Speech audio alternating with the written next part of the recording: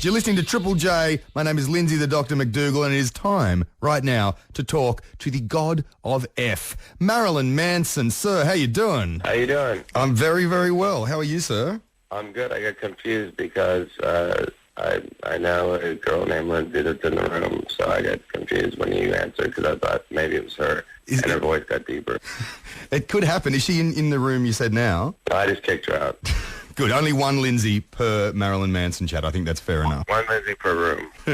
Where is the room that you're in at the moment? I'm at my home/studio getting ready to go do some other work, but it's where we recorded the album, which is finished, which is called Born Villain. I'm very excited about this album. We should talk about it very soon. I've been watching the... Do it. No, let's do it. Let's talk about it. Let's go. Well, I've just been watching the 6.5 minute, intro to the album, which is a little bit, unsettling as it's supposed to be.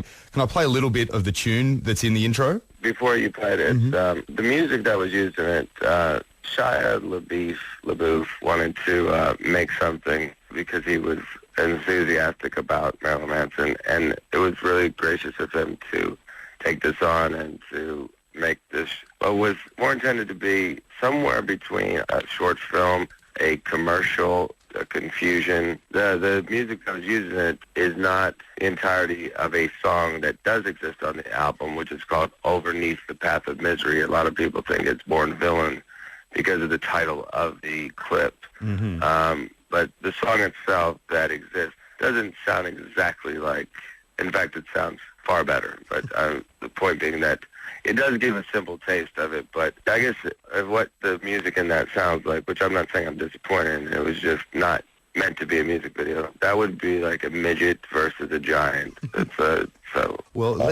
just air the midget version of Overneath the Path of Misery by Marilyn Manson from the brand new album, Born Villain. Here's just a little, it's a taste.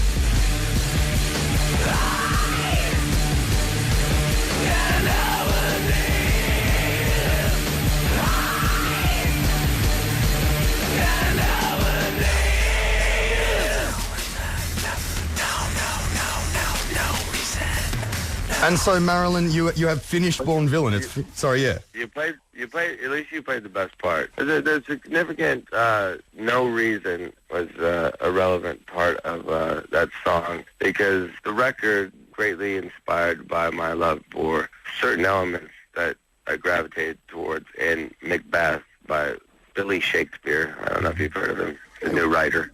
William Shakespeare, and then and The Flowers of Evil by Charles Baudelaire, Les Fleurs du Mal. These two things inspired me greatly, and that's why I'm strangely enough.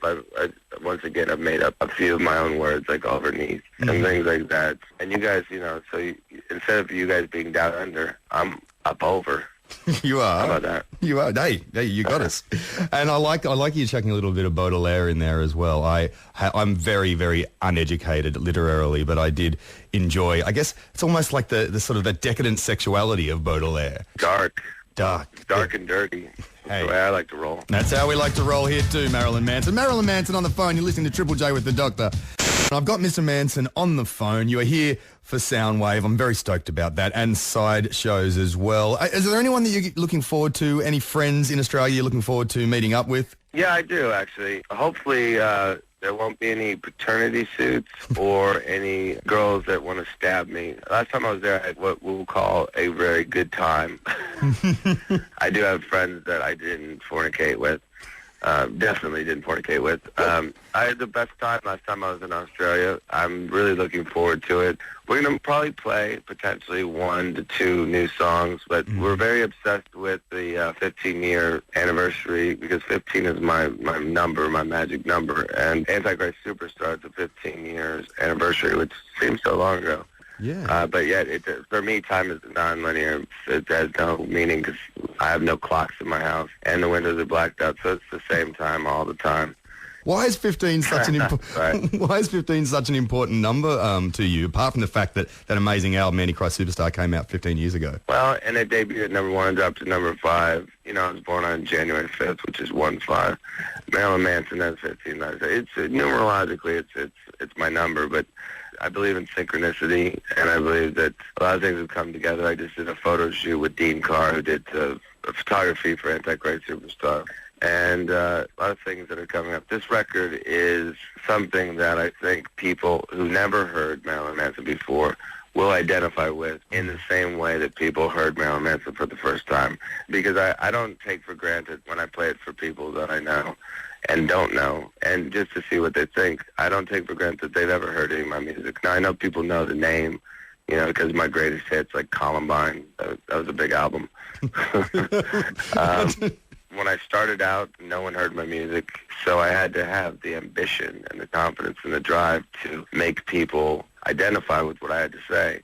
And that's the attitude I had to have when making this record. I didn't want to try and sound like I used to sound. I wanted to have the same attitude. In some ways, it may sound like Marilyn Manson sounded in the beginning, but it sounds like my attitude, which is very sarcastic, and I carry a trench knife with a skull crusher on it, you know, just in case someone gets lippy with me.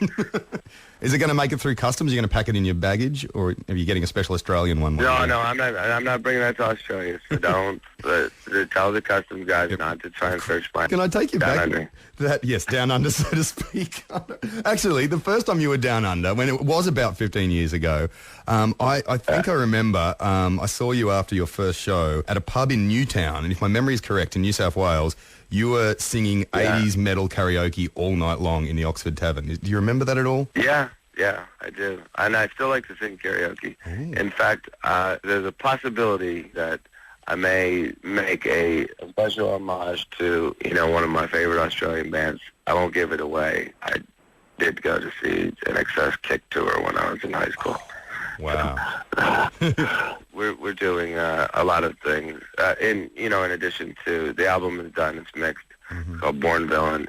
The first single, I won't reveal the title yet, but I'm shooting the video for it very shortly in the next 2 weeks, and I'm going to be working with a lot of very talented, very unusual people, and I got a lot of creativity going. I live in a place that's black and white, very Patrick Bateman, American Psycho style, but I had to fill it full of, you know, paintings and music and naked women and alcohol. I live above a liquor store, so that's easy. I actually drilled a hole in the floor that I could just break in at night, and I just steal stuff. So.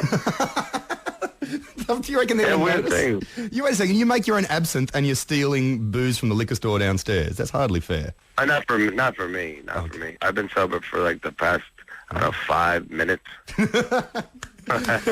Marilyn Manson on Triple J. Let's listen to a tune. And then we should talk about you on Tim and Eric. Awesome show. Great job with Marilyn Manson on Triple J. Yes, from Brisbane and from Triple J Unearthed. That is Dune Rats and Pogo. And one gentleman who doesn't mind a pogo.